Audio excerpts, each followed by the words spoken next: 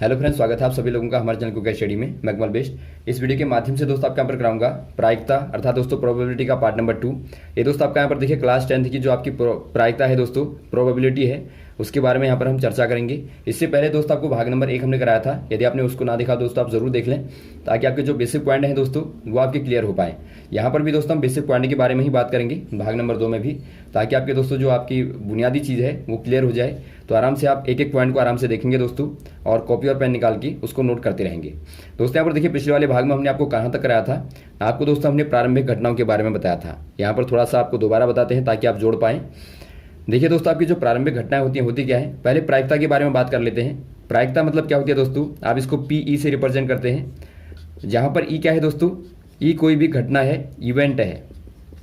Event कहने का मतलब है कोई भी घटना है। ये घटना दोस्तों आपकी कुछ भी हो सकती है। माना आपने किसी सिक्के को उछाला तो वहाँ पर आपकी हेड आने की घटना हो सकती है, या टेल आने की घटना हो सकती है, या फिर आप किसी पासे को फेंके तो वहाँ पर दोस्तों कोई नंबर आने की प्रायिकता घटना हो सकती है। तो ये आपकी दोस्तों ई कहलाती है। अब देखिए दोस्तों, आपका पी ई बराबर क्या होता है, ई के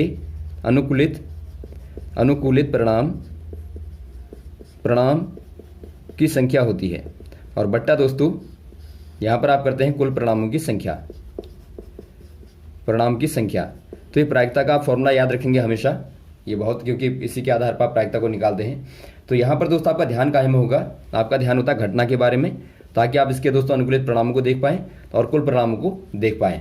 तो यहाँ पर देखिए दोस्तों, आपको पिछले वाले में हमने बताया था जो प्रारंभिक घटनाएं होती हैं, प्रारंभिक घटनाएं क्या होती हैं, इनको दोस्तों आप एलिमेंट्री इवेंट भी बोलते हैं, एलिमेंट्री इवेंट आप बोलते हैं इनको। इसके बारे में देखिए दोस्तों यहाँ पर क्या लिखा गया है, किसी प्रयोग की वह घटना जिसका केवल एक ही परिणाम हो उसे आप प्रारंभिक घटना यानी कि एलिमेंट्री इवेंट कहते हैं। जिसका दोस्तों केवल एक ही परिणाम हो। एक ही परिणाम होने का मतलब है दोस्तों, यहाँ पर आप कह सकते हैं कि समान परिणाम दोस्तों आपको प्राप्त होते हैं। एग्जाम्पल के तौर पर देखिए, माना आपने दोस्तों एक सिक्के को उछाला। यदि आप सिक्के को उछालते हैं दोस्तों तो क्या मिलेगा दोस्तों आपको, या तो आपको हेड मिलता है या फिर आपको टेल मिलता है। अब यदि आपका देखिए हेड आता है तो आप कहते हैं, मान लीजिए आपका हेड आपके पास में क्या घटना है दोस्तों, हेड आने का यदि आप परिणाम देखें दोस्तों तो आपके पास में कितने परिणाम हैं, केवल एक परिणाम है। तो यहाँ पर आप बराबर 1 कर देंगे। वैसे आप देखें टी के आने का यदि आप परिणाम की बात करें दोस्तों, ये भी आपके पास में एक ही है। तो आप देखते हैं दोनों दोस्तों आपके पास में क्या है, दोनों परिणाम दोस्तों आपके समान हैं। तो यहाँ पर आपके समान परिणाम है, तो आप क्या कह देंगे दोस्तों, ये कैसी घटनाएं हैं, एच और टी दोस्तों दोनों ही कैसी घटनाएं हैं, ये आपकी दोस्तों प्रारंभिक घटनाएं हैं। प्रारंभिक घटनाएं, या फिर आप कह दें इनको दोस्तों एलिमेंट्री इवेंट्स आपके पास में हैं। वैसे ही दोस्तों एग्जाम्पल के तौर पर आप गेंदों वालों को भी ले सकते हैं। मान लीजिए आपने एक थैले में गेंदें ली, यहाँ पर आपकी एक काली गेंद है, एक लाल गेंद है, और एक आपके पास में हरी गेंद है। तो इनके दोस्तों यहाँ पर आप देखें परिणाम को देखें। यदि आप बात करें एक हरी गेंद की घटना दोस्तों आप देखें तो आपके पास में 1 है, या फिर आप दोस्तों काली गेंद की घटना देखें तो वहाँ पर भी आपके पास में 1 है, और यदि आप लाल की देखें दोस्तों वहाँ पर भी आपके पास में 1 ही है। तो यहाँ पर आप देखते हैं दोस्तों इनकी भी दोस्तों समान घटनाएँ हैं। तो ये भी दोस्तों क्या हो जाएंगी, ये आपके दोस्तों प्रारंभिक परिणाम हो जाएंगे। तो इनको दोस्तों आप बोलते हैं प्रारंभिक परिणाम।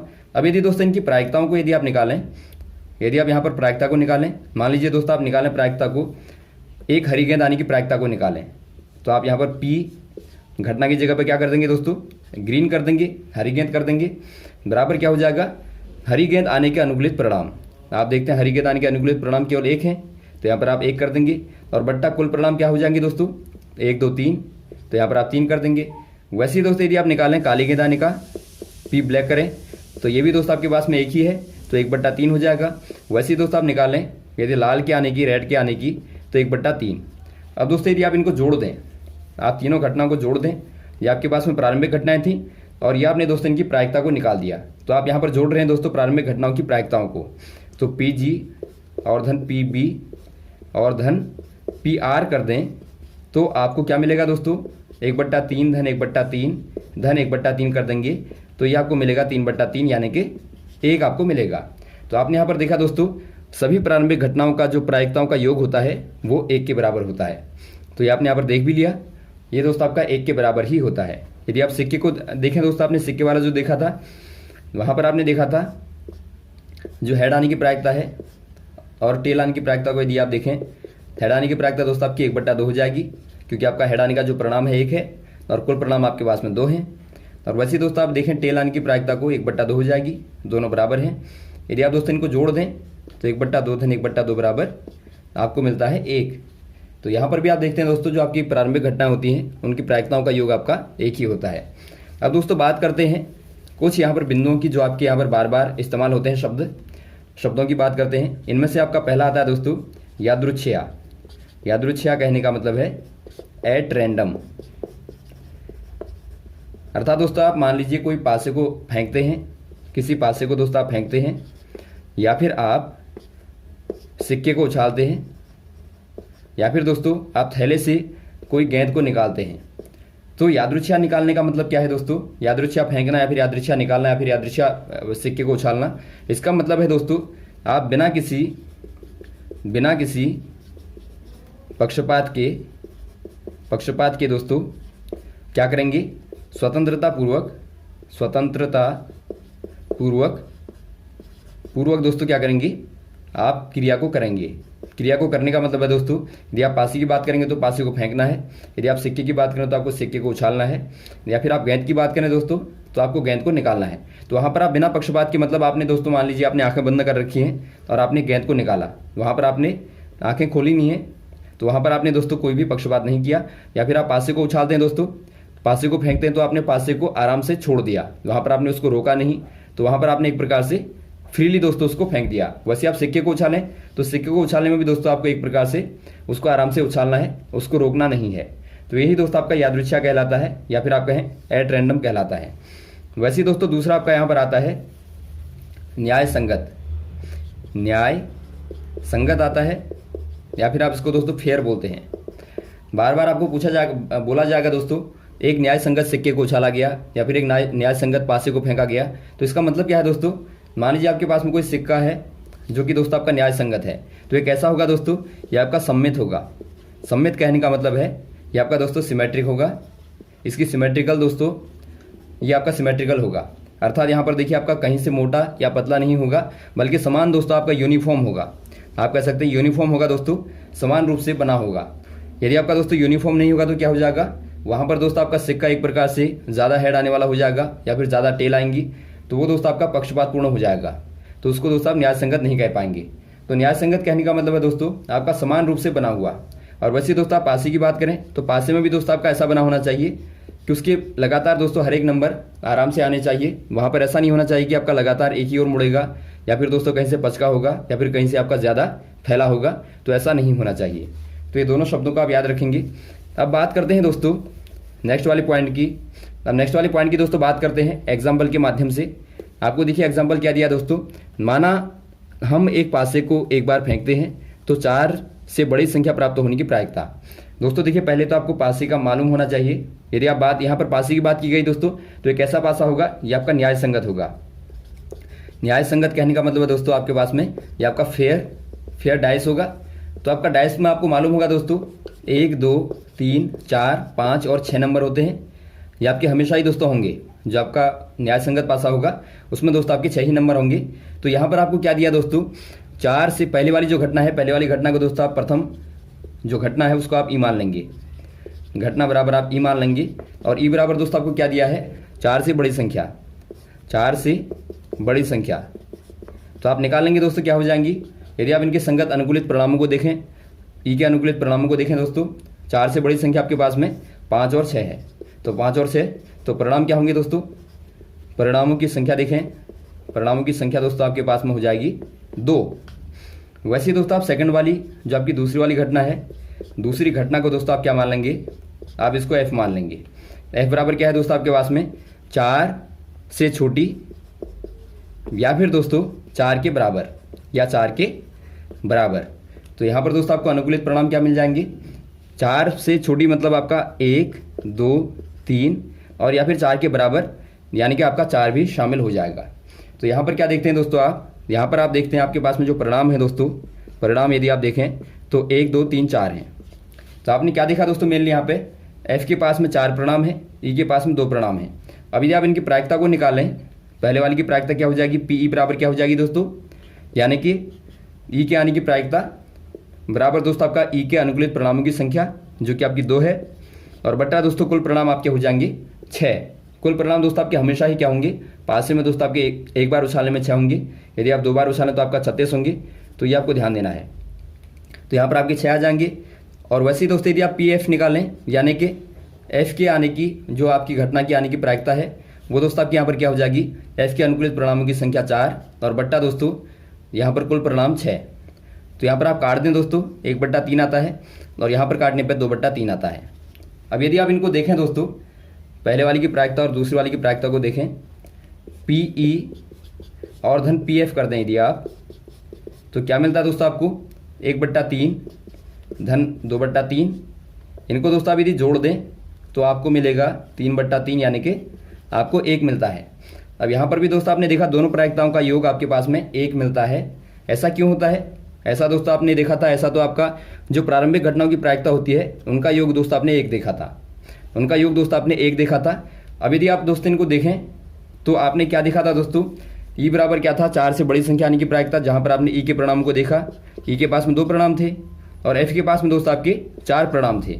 तो यहाँ पर देखिए परिणाम क्या है दोस्तों, अलग अलग हैं। तो ये दोस्तों आपके यहाँ पर देखिए प्रारंभिक घटनाएं नहीं होंगी, क्योंकि दोस्तों आपके परिणाम अलग अलग हैं, जबकि प्रारंभिक घटना में क्या होता है दोस्तों, आपके परिणाम समान होने चाहिए। तो तब भी दोस्तों आपको प्रायिकताओं का योग 1 क्यों प्राप्त होता है, इसके बारे में दोस्तों आपको समझना पड़ेगा। यहाँ पर आप दोबारा से देखेंगे, आपने ई बराबर क्या देखा दोस्तों, ई बराबर क्या था, ई बराबर था 4 से बड़ी संख्या, और आपने एफ बराबर देखा दोस्तों 4 से छोटी या फिर 4 के बराबर। इसका मतलब क्या हुआ दोस्तों, यहाँ पर देखिए यदि आप दोनों घटनाओं को देखें, आपने देखा 1 2 3 4 5 6, आपने देखा दोस्तों यदि आप ई की बात करें तो आपकी 2 संख्याएं आती हैं, और आप यदि बात करें एफ की तो आपके पास में ये वाली संख्याएं आती हैं। तो एक प्रकार से आप क्या देखते हैं दोस्तों, जो आपके एफ वाले हैं दोस्तों वो आपके ई वाले नहीं हैं, या फिर आप कहें दोस्तों जो आपके ई वाले हैं वो आपके एफ वाले नहीं हैं। तो आप यहाँ पर क्या कह सकते हैं दोस्तों, ई बराबर एफ नहीं, या फिर आप कह सकते हैं दोस्तों एफ बराबर ई नहीं। कहने का मतलब है यदि आप दोस्तों ई वालों को निकाल दें तो आपके क्या बचेंगे, एफ वाले बचेंगे, यदि आप एफ वालों को निकाल दें तो आपके ई वाले बचेंगे। तो यहाँ पर जो घटनाएं हैं दोस्तों, ऐसी घटनाओं को दोस्तों आप पूरक घटना कहते हैं। क्या कहेंगे आप, पूरक घटना कहते हैं, या फिर आप दोस्तों इनको क्या बोलते हैं, इनको दोस्तों आप कॉम्प्लीमेंट्री इवेंट दोस्तों बोलते हैं। इनको दोस्तों आप ध्यान देंगे, पूरक घटना बार बार पूछा जाता है। पूरक कहने का मतलब है, आपने देखा दोस्तों ई नहीं आना, नहीं आना का मतलब क्या हो गया दोस्तों, इसका मतलब क्या आएगा, यदि आपका देखिए 1 2 3 4 5 6 देखें, यहाँ पर आपका ई नहीं आना, ई क्या था दोस्तों, 4 से बड़ी संख्या थी, तो ई यदि नहीं आएगा तो क्या आएगा दोस्तों, या तो 1 आएगा या 2 आएगा या 3 आएगा या फिर 4 आएगा। और ये आप देखते हैं दोस्तों क्या है, ये आपका एफ के बराबर है, क्योंकि आपने देखा था एफ बराबर क्या था दोस्तों, 4 से छोटी संख्या या फिर 4 के बराबर, यानी कि आपके पास में एफ बराबर था 1 2 3 4। तो आपने क्या देखा दोस्तों, ई नहीं आना मतलब एफ का आना। तो यहाँ पर आपका, तो ये दोस्तों आपका यहाँ पर क्या दिखाता है, यदि आपका ई नहीं आएगा तो वहाँ पे एफ आएगा, या फिर आप इसी को कह सकते हैं दोस्तों, यदि आपका एफ नहीं आएगा, एफ नहीं आएगा दोस्तों, ना आने का मतलब क्या हुआ, एफ में आपका एक क्या था, 1 2 3 4 था, यदि आपके एफ नहीं आएंगे तो क्या आएगा दोस्तों, या तो आपका 5 आएगा या फिर आपका 6 आएगा। तो इसका मतलब हुआ दोस्तों ई का आना, ई का आना। तो इसको आप क्या बोलते हैं दोस्तों, आप सिंपली कहें तो जो आपकी पूरक घटनाएं होती हैं उनको आप लिखते हैं दोस्तों ई बराबर एफ नॉट। इसको दोस्तों आप क्या बोल देते हैं, जो आपका ऊपर से लगा है इसको आप दोस्तों नॉट बोलते हैं, या फिर आप दोस्तों नहीं बोलते हैं। इसको आप कह देंगे ई बराबर एफ नहीं। यदि आपकी दोस्तों ई और एफ क्या है, पूरक हैं, तो ऐसे केस में दोस्तों क्या होता है, पूरक होने पर दोस्तों ई बराबर एफ नहीं होता है, या फिर आप कहें दोस्तों एफ बराबर ई नहीं होता है। अब दोस्तों यदि आप पूरक घटनाओं की प्रायिकताओं का योग करें, जो आपकी पूरक घटनाएं थी आपने यहाँ पर देखा, ई और एफ आपके पास में पूरक घटनाएं थी, यदि आप दोस्तों इनका योग देखें पी ई और प्लस पी एफ देखें दोस्तों, तो हमेशा ही आपको क्या मिलेगा, 1 मिलता है। इसको आप नोट कर लेंगे। जो आपका पूरक घटनाएं हैं दोस्तों उनकी जो प्रायिकताओं का योग होता है वो आपका 1 होता है।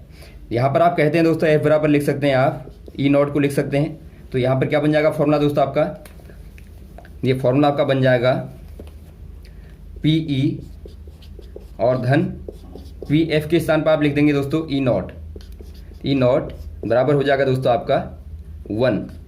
तो यहाँ पर आप ई के आने की प्रायिकता धन ई के नहीं आने की प्रायिकता को जोड़ देंगे दोस्तों, तो आपको 1 मिलेगा। ये आपका बार बार बहुत सारे क्वेश्चन इसके आधार पर आएंगे, दोबारा से आप ध्यान देंगे। यदि आप ई के आने की प्रायिकता और ई के नहीं आने की प्रायिकता को जोड़ेंगे दोस्तों, वो आपको 1 के बराबर मिलेगा। और वैसे ही आप यहाँ पर लिख सकते हैं, यहाँ से आप निकालें PE नॉट बराबर क्या हो जाएगा दोस्तों, P नॉट बराबर क्या हो जाएगा 1 माइनस PE।